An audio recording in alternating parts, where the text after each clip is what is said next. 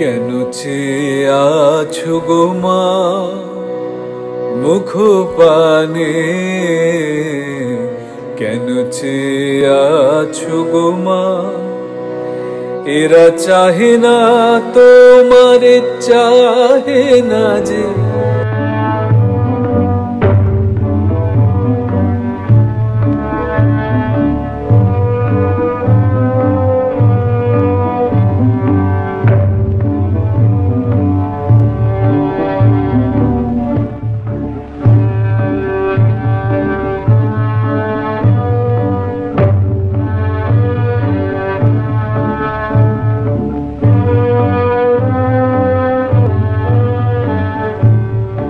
Good evening. I have a fear. If I don't work, I won't exist. I don't want to burden anyone when I die. But the dream would be to pass away while I am acting. Not everyone can be that fortunate. I would call such death an accidental gift of life.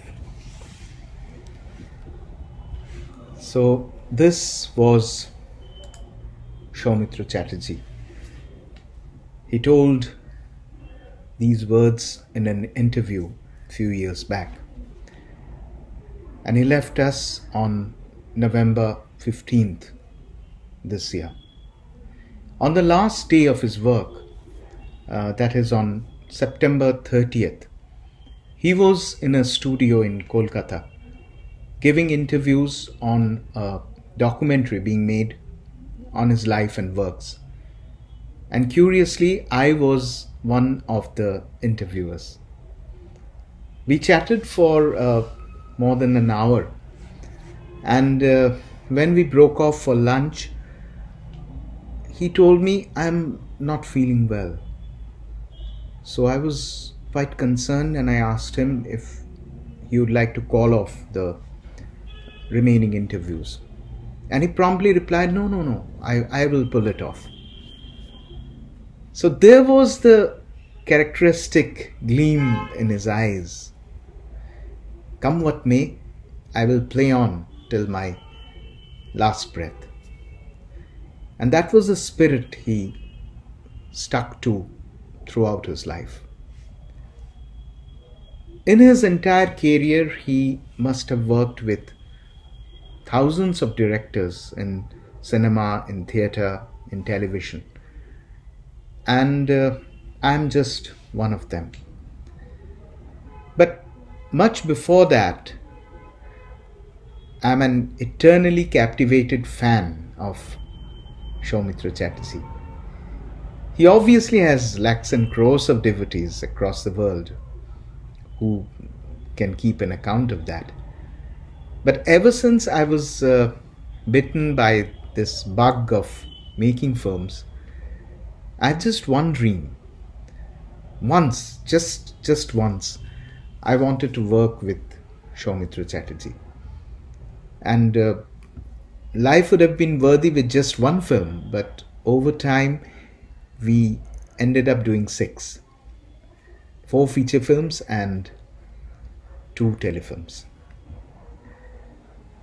I think in these dark times where we are going ahead devoid of any ideal or inspiration, he was like the beacon of light, the light of knowledge, of feeling, of creativity. And I still remember when I was in school, I saw him for the first time. I was very young then, and one day I had gone to buy medicines for my grandfather. And when I entered the medicine store, he was there right in front of me buying medicines. So I saw the people stare at him, but he was so nonchalant. And taking the medicine, he quickly walked away towards the waiting car. I remember it was an old ambassador car, and he had no driver. He was driving himself. And at that very moment, I wondered, it was really some kind of a weird and absurd desire, whether he would turn back to see me once. So just once, maybe. So many years later, when I got closer to him and I recounted this incident, he replied, "Do you remember what medicine I bought that day? Must have been for headache. That is often required in this profession." So that was his impeccable sense of humor, and he was richly articulate. I recall an interview of his at an exhibition of his paintings, which happened maybe few years back, and it was twilight, and a lot of people had gathered. The opening was just about to start, and suddenly the power went off. So it was pitch dark all around. And in midst of that came his voice. It was full of fun. And he said that, this is the right ambience I've been waiting for to showcase the paintings. I think it is the ideal state for an amateur artist like me. So it's the combination of so many different qualities in a human being, which is so rare. He was an actor, he was a poet, a playwright, a recitation artist, a painter, a teacher, a philosopher, a thinker, all rolled into one. And who could think that a professional actor, so busy and so reputed, could work as a fully functional editor of a very prestigious literary journal for 14 long years. Yes, 14 years. I think it's simply unbelievable. We are all richer for it, having known him from close proximity.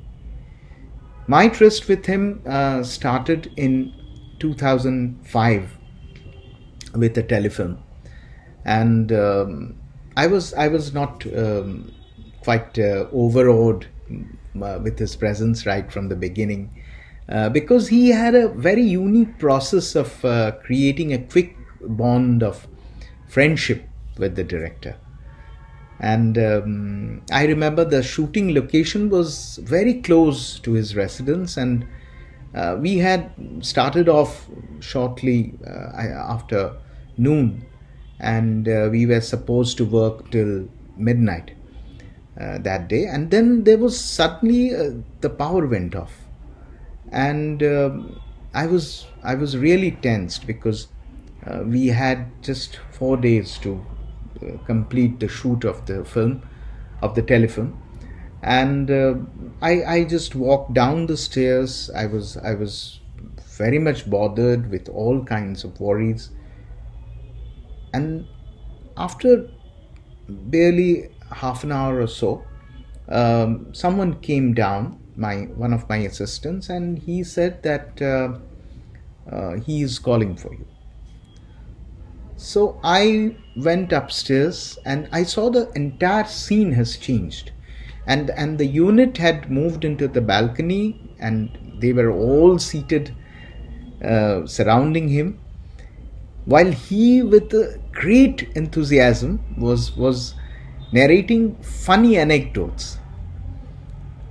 And I was just wondering what a remarkable zest for life he had, because he was it was quite hot, and he was almost drenched in sweat that summer afternoon, and yet he had so much of energy, and he just called me.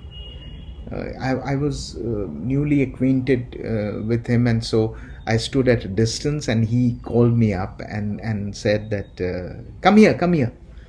So I went, and then he said that, listen, I remember that phrase, such calamities and catastrophes, they are natural while shooting.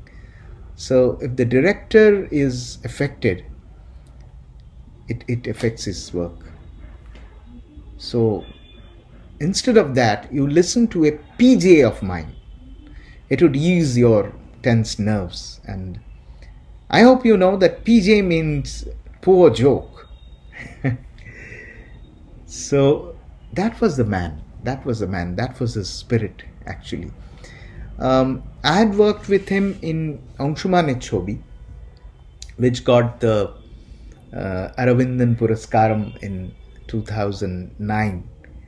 It was my debut film. And then after that, I worked with him again in Rupkotha Noy.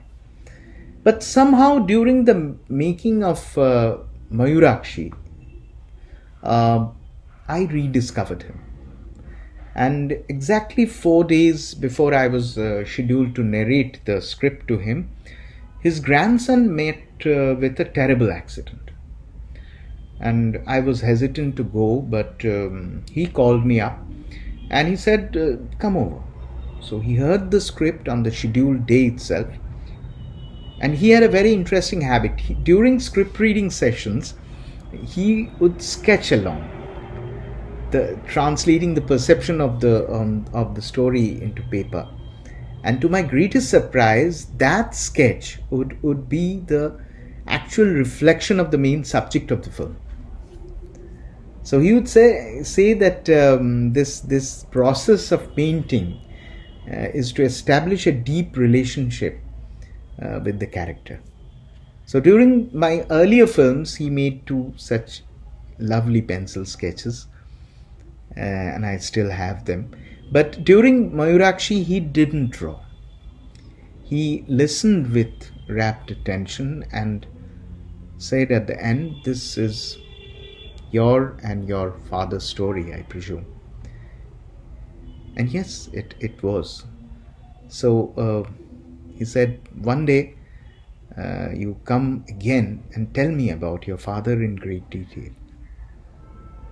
So he took time out to hear about my scientist father, who was no more at that time, and his insatiable curiosity about things. So I was so surprised by the lengths and depths an actor goes to, the various methods he applies to bring life to his character. And perhaps this is only possible for an actor of his caliber.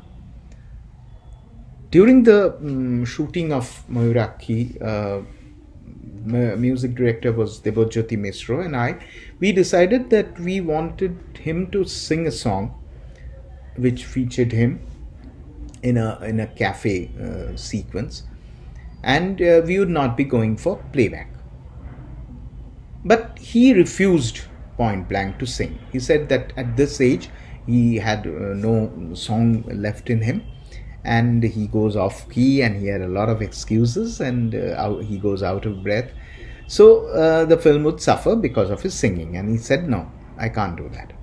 So I urged Debojyoti Misro to sing it, and we waited that we would try to convince him once again after a point of time. And so immediately after the shoot, I requested him once again. And this time I took a more kind of clever approach. I told him that I'll keep this beautiful scene, this crucial scene in the film, only if you sing this song.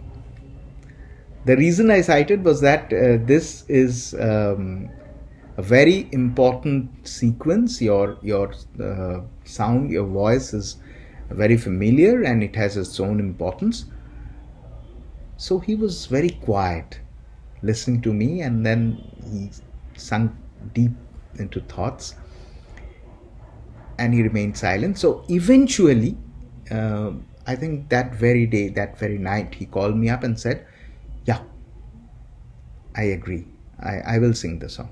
So it was a kind of a celebration for us. And it still surprises me as to how quickly and effortlessly he sang it. It was a very difficult song it didn't have any lyrics actually, so it was all based on phonetics, and it had a very difficult arohan and avarohan, particularly for his age. He was 82 at that time, and but he just sang it brilliantly, and he completed the dubbing within 30 minutes. So that was the magic that he had. Actually, the palette of his mind had a large spectrum, and he would brilliantly explain the conflicts, the contradictions at work, and the depths of human mind. I doubt if any professor of psychology would surrender, would be able to understand, would be able to give a depiction of life in that way. So wherever this Mayurakshi has traveled, audiences couldn't separate the real life Soumitra Chatterjee from his on-screen characterization of Shushobhan. And the remarkable credibility of the character has left many people crying profusely at the screenings. And he had once told me that film acting is successful only when you can create maximum effect using minimum strokes. It's a lovely quote. So, maximum effect using minimum strokes. So this unique ability to establish a kind of spiritual relationship with one's character with a very tiny stroke of brush, I think that would remain unforgettable forever. And all that I can say in conclusion, no more will any story draft be written with him in mind, and simply because he is irreplaceable, and my search for him will continue forever. In one of the last sequences of Mayurakshi, he draws a window in the clouds with his hands, presumably for his son. If you feel distressed, come and sit here. You can see me, he says. So I believe that window is mine. All my life, I will look up at the sky at that window to find my master there. May his soul rest in peace. Thank you.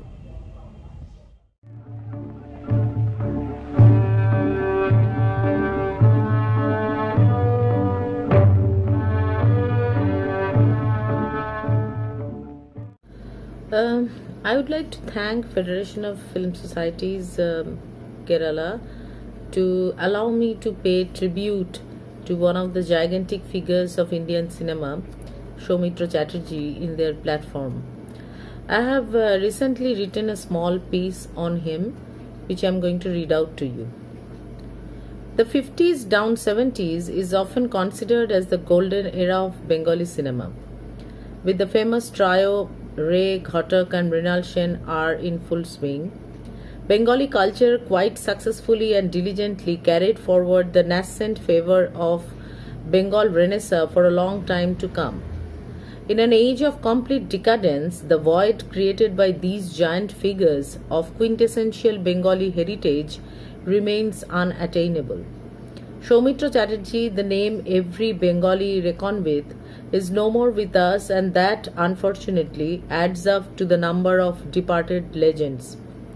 The quintessential Bengali Bhadralok, which means gentleman, one of the finest actors Bengal has ever produced, truly like his eminent predecessors, starting from Rabindranath Tagore, Satyajit Roy, Swami Vivekananda, Pandit Ravi Shankar, acted as a bridge between the local regional with the universal context of global cinema, a rarity of the present day. I would like to quote Chidananda Dasgupta here. He once commented, Ray has found his man in Soumitra Chatterjee. So very true. Often considered as a muse of Ray, Soumitra truly represented the finesse of Bengali intelligentsia and Bengali culture. The debate of Uttam Kumar the superstar versus Soumitra Chatterjee the actor defined the eternal cultural conflict of the community. He was the face of urban middle class, intelligentsia and their earnestness. The characters immortalized by him are Opu in Ray's Opu Sangsar, The World of Opu, 1959, the canonical sleuth Feluda in Ray's Joy Baba Felunath, The Elephant God, 1978, and Sonar Kella, The Golden Fortress, 1971, and 12 other feature films. Although mostly remembered for his finest performances under Ray's authorship, he is often eulogized as the epitome of the Shov urban youth, the alternative hero in Mrinal Sen's Akash Kusum, Up in the Clouds, 1965, Ajay Kar Shat Pake Badha with another legend Suchitra Sen, 1963, as deviant youth in Tin Bhubaner Pare with Tanuja, in a hilarious comedy Baksho Bodol with Aparna Sen, again with Aparna Sen, Boshanto Bilap, 1973, Torun Mojumdar's Ganodevota, 1978, Sangsar Shimante, 1975, and Tapan Sinha's Jhinder Bondi in a villainous role. These are the commercial popular I was talking about, and he was also known for his versatility as a stupendous performer. Even in otherwise stagnant 80s, he left in mark as an extraordinary character, Khidda, a swimming coach, with a prodigious performance in Saroj De's film Koni, 1984, which kept on lifting our dying spirit even today. Later, he performed brilliantly in Rituparna Ghosh's Ashok, Illness, 1999, Aparna Sen's Paramitar Ekdin, One Day of Paramitas, 2000, Gautam Ghosh's Dekha, 2001, Anjan Das's Sajbati Rupkatha, 2001, Shekhar Das's Krantikal, 2006, Suman Ghosh's Padokhep, for which he got the National Award in 2007, Long Due, Boshu Poribar, The Bosch Family, and finally in Atanu Ghosh's Rupkatha Noy, 2013, and Moyurakhi in 2017. His effervescent presence simply uplifted numerous potboilers, otherwise negligible in its aesthetic form and content. His nuances, sensitive portrayal of myriad human characters had charmed audiences all over the world for decades. Not only a prolific actor, also he is emblematic of Bengal's alignment towards literature and other finer issues of life. He is gigantic in the theatre world also. His live performances in Tik Tiki, Homapaki, and Shuman Mukhopadhyay's King Lear is historical. His recitation is ephemeral. He has also penned down 12 books on poetry.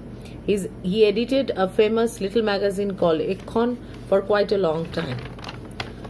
His global recognition is also aplenty.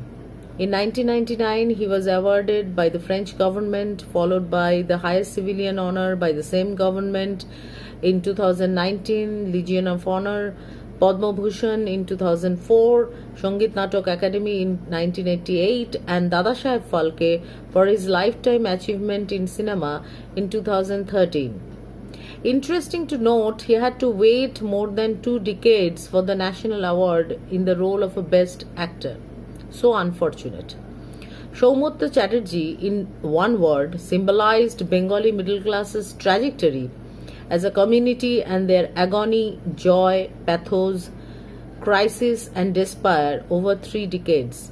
Kolkata's cultural legacy and heritage is in eternal loss without him. And I would like to believe that all the cinephils all over the globe are mourning his sad demise. Thank you.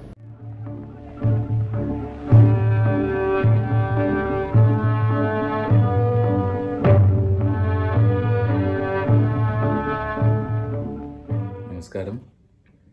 എനിക്ക് ഈ ചടങ്ങിൽ പങ്കെടുക്കാൻ കഴിഞ്ഞതിൽ ഒരുപാട് സന്തോഷമുണ്ട്.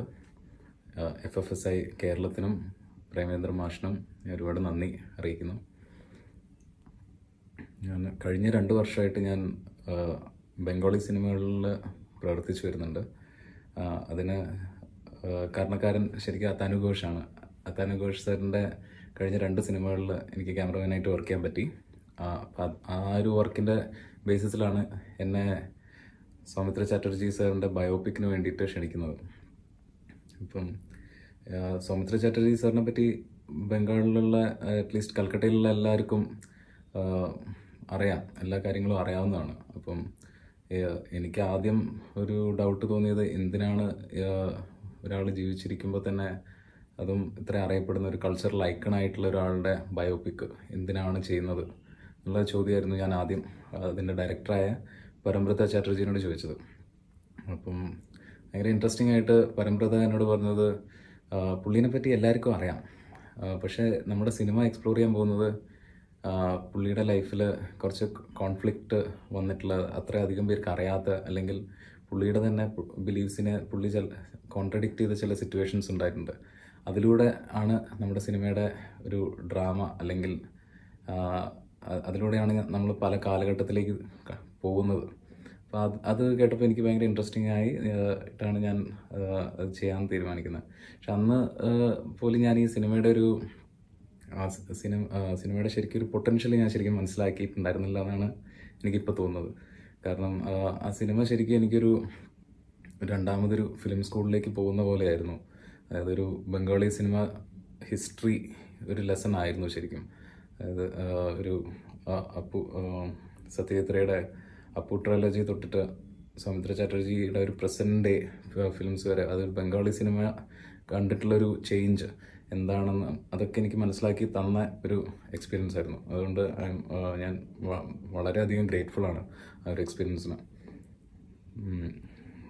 പിന്നെ സൗമിത്ര സാറിനെ പറ്റി പറയുമ്പോൾ എനിക്ക് പേഴ്സണലായിട്ട് പുള്ളിയുടെ കൂടെ വളരെ കുറച്ച് സമയം ചിലവഴിക്കാൻ പറ്റിയിട്ടുള്ളൂ. കാരണം കഴിഞ്ഞൊരു 10 വർഷമായിട്ട് അദ്ദേഹത്തിൻ്റെ ഒരു പാറ്റേൺ എന്ന് പറഞ്ഞു കഴിഞ്ഞാൽ എല്ലാ ദിവസവും 5 മണിക്കൂറാണ് പുള്ളി സിനിമയ്ക്ക് വേണ്ടി കൊടുക്കുന്നത്. അതായത് ലൊക്കേഷനിലെത്തിക്കഴിഞ്ഞാൽ 5 മണിക്കൂറിൻ്റെ ഉള്ളിൽ